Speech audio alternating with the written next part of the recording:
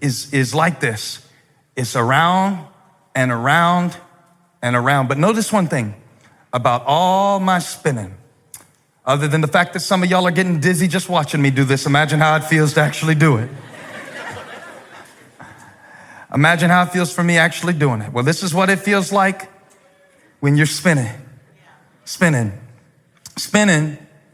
Lots of motion, but I keep ending up right where I started.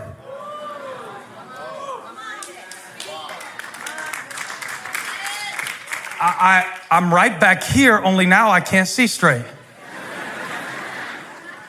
Now that's what it's like to toss and turn over stuff you can't control. Because after you've spent all night spinning, all day spinning in your head, and what if and it starts with the most innocent thought. It's not the devil's been at this a long time, sweetie. He's not going to give you a bad thought. He's going to try to give you an innocent thought and get you to take it in the wrong direction. A scenario that on the surface doesn't seem that bad, but it's the way you spin it.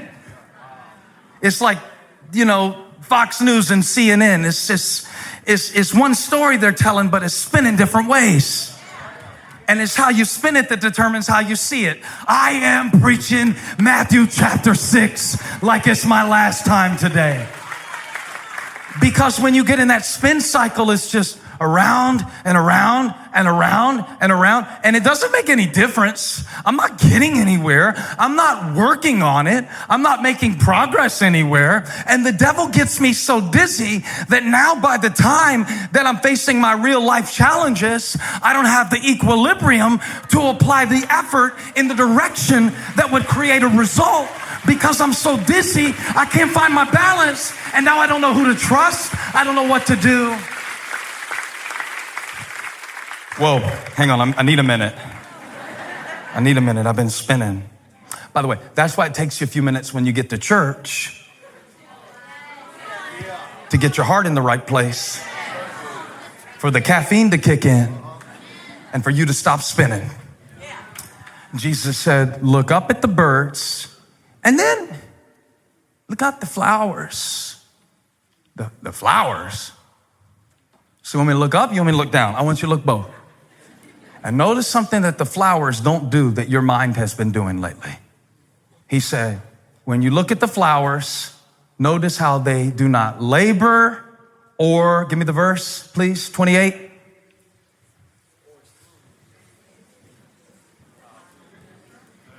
They do not labor or, and yet, your Father, they don't spin. They don't sow. The birds don't store away. The flowers don't spin. Yet look how God does that on that level. And if he made you in his image, what makes you think that you have to spin out in these cycles? These tormenting cycles, these confusing cycles. So you've been going around and around and around in circles. But God said today is your day to stop spinning. If your mind has been doing this, I came to preach to you, and the presence of the Lord is in this place, and your Father knows what you need. So stop spinning. Stop worrying about what God is already working on and just worship him. Part of this being brave is about learning to discern in your life between a genuine concern and a needless anxiety. But I would say to you that sometimes you can interpret the same event in both of those ways. So you can turn a genuine concern into a needless anxiety by the way you approach it, because it's the same word. And so sometimes you go through a situation and you deal with it and you handle it with strength. You're brave about it. That's a genuine concern. Sometimes you go through a situation and you're tied all up in knots about stuff you can't do much about anyway. That's a needless anxiety. Wisdom will show you the difference between needless anxiety and genuine concern. And here's how you can do it. Be anxious for no thing. I was talking to a friend one time, and this was many years ago. He spilled orange juice on his computer while he was on the phone with me one morning. But he was so calm about it. He said, oh, hang on a second. And he was gone a long time on the phone. I said, what happened? He said, I just spilled a whole glass of orange juice on my computer. It's not working anymore. I said, and you're not using profanity? And he said, no, it's nothing but a thing. It's nothing but a thing. This guy isn't a billionaire. He said, it's nothing but a thing. If you can fix it. If they can't, they can't. It's nothing but a thing.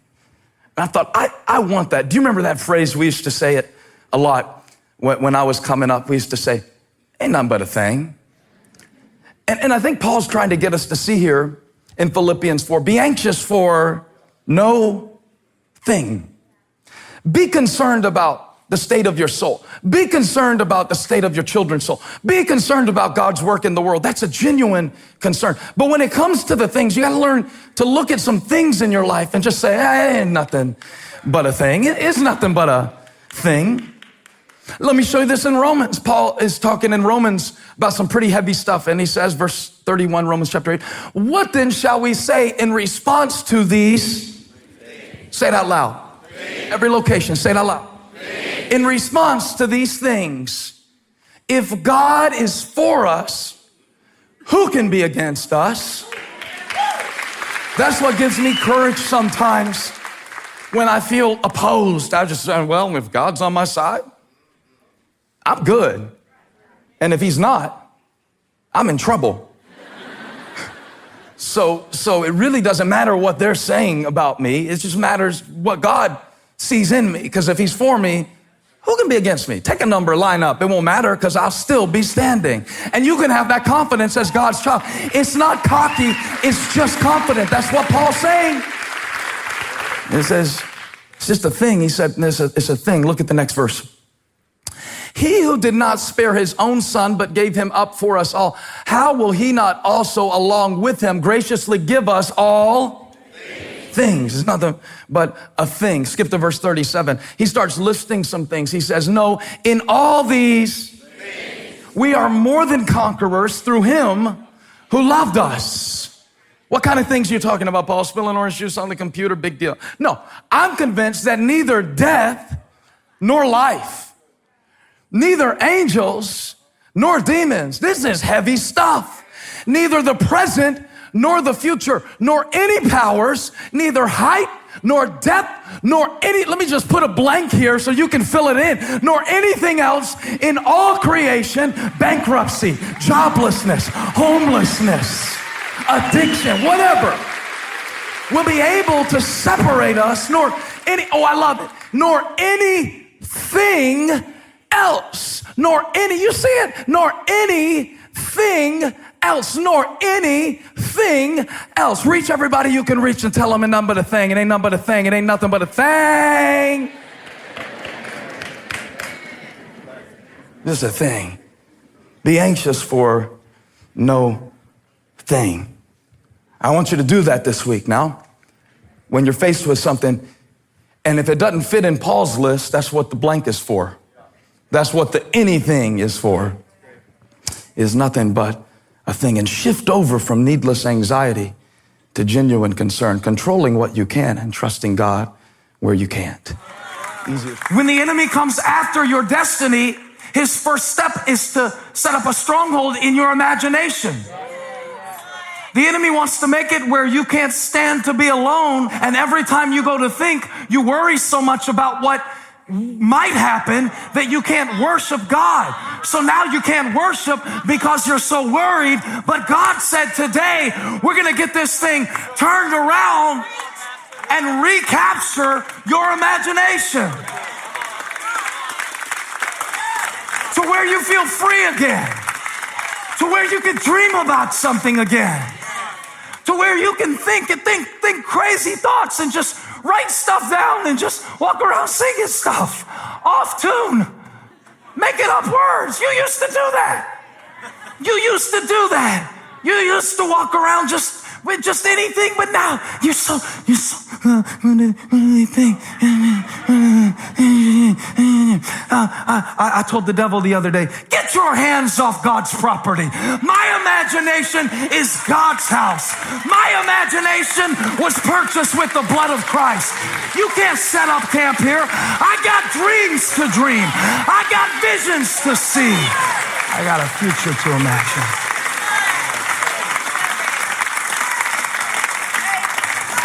The good news is, if you're really good at worrying, you're going to be great at worship. Because all it is the same imagination serving the opposite purpose. So what I'm doing now, y'all help me preach. I'm about to close. But before I close, God said, we need to reverse the cycle of the way that you're thinking about things. We need to reverse the cycle. So when you wake up in the morning, stop checking the fear cast. Stop waking up in the morning and thinking about how every possible meeting could go wrong and you don't have anything clean and you wore that on Tuesday. I promise you, nobody has been keeping a spreadsheet of your shoes. Put on those same shoes you wore Tuesday and walk into your Thursday and expect to see the goodness of the Lord. Where you at, faith people? Do I have any faith casters in the house? David said, if I take the wings of morning or dwell in the uttermost part of the sea, watch this, even there, your hand will lead me. And your right hand will hold me fast. Because God is watching over me. And he's looking into me. I didn't check the fear cast this week. I checked the faith cast. It's corny, but I bet you it'll drive back depression if you check the faith cast, because God has been too good for me to stay anxious. But now the interesting thing is, I'm holding the mic, but there's a guy that you don't see named Neil. And Neil this week, among many others at our different locations, happens to be in the back of the room, sitting behind a console. And you know what's interesting? I'm up here talking, and I'm holding the mic, but at any moment, Neil can decide.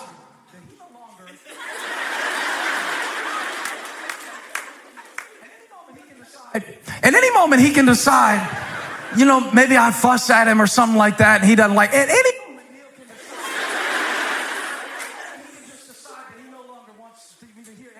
moment, here's the principle. I'm holding it, but I'm not controlling it. They got it last night. That's what I know about my life. That's what I know about my time. That's what I'm learning about my money. That's what I'm learning about my children, my responsibility. I'm holding it, but somebody I can't see is controlling it.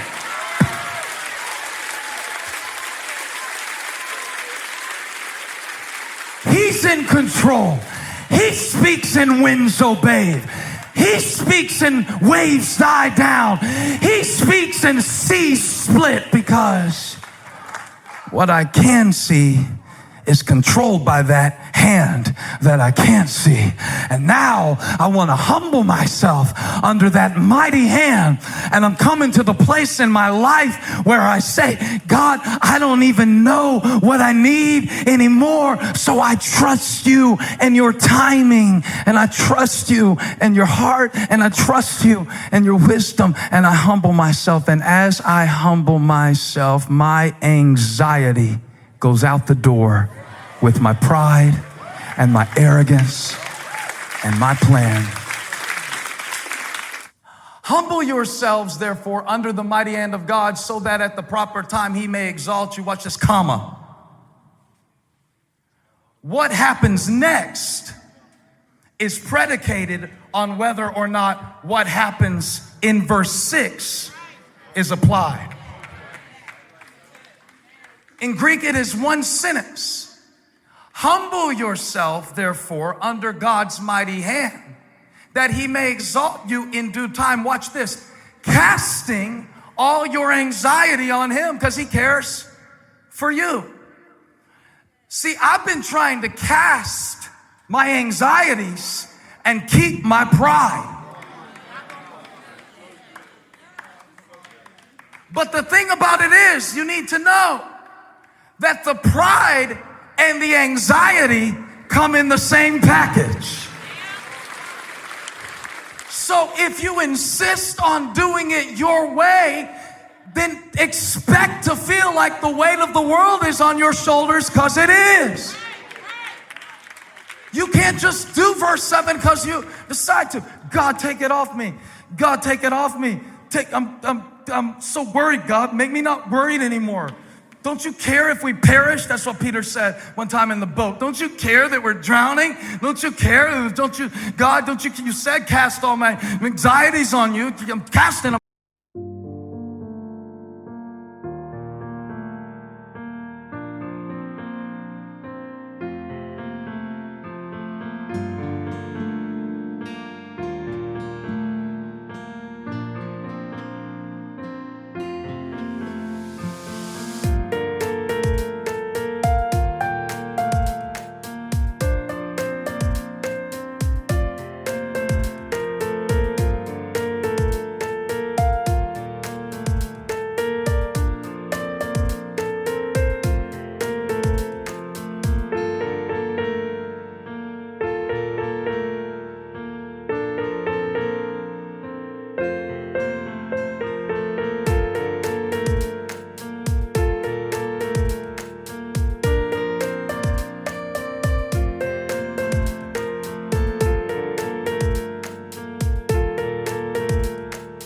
I'm casting them. This doesn't work. See, look at the word anxiety, because I'm telling the Lord in my prayers, I don't know if I can do it, and I don't know if I can do it, and I just need you to give me a sign that I can take the church forward in the next 10 years, and I just need to take this anxiety. I'm casting it on you, Lord. I am casting it on you. All of my anxiety. And after I prayed this way for a little while, the Lord spoke to me in my heart. Now, this is not an out loud conversation. I don't want you to think I'm really, really crazy, but this is the impression that I got. The Lord said, are you done now? Shut up, Peter. You done now? Look at the word, anxiety. Look at how it's spelled in English. Look at what is in the center of the word. Do you see it? Show them on the screen. At the center of your anxiety, if you really trace it, I'm not talking about a medical condition. I'm not a pharmacist. I don't know about all that. I am not a neurologist. I'm saying, spiritually speaking, that the Lord told me at the center of your anxiety,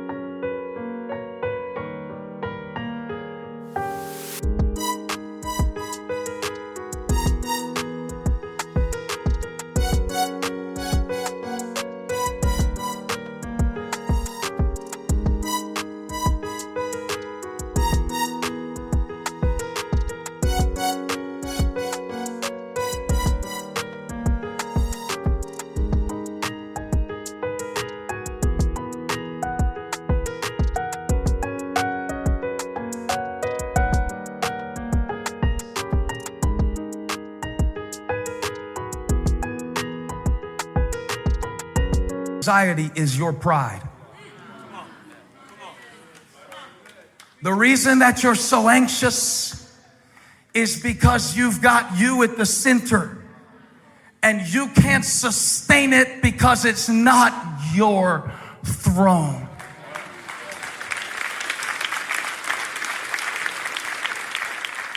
I mean, even listen to your language, the Lord said. I don't know if I have what it takes. I don't know if I can do it. I don't know if I can make it.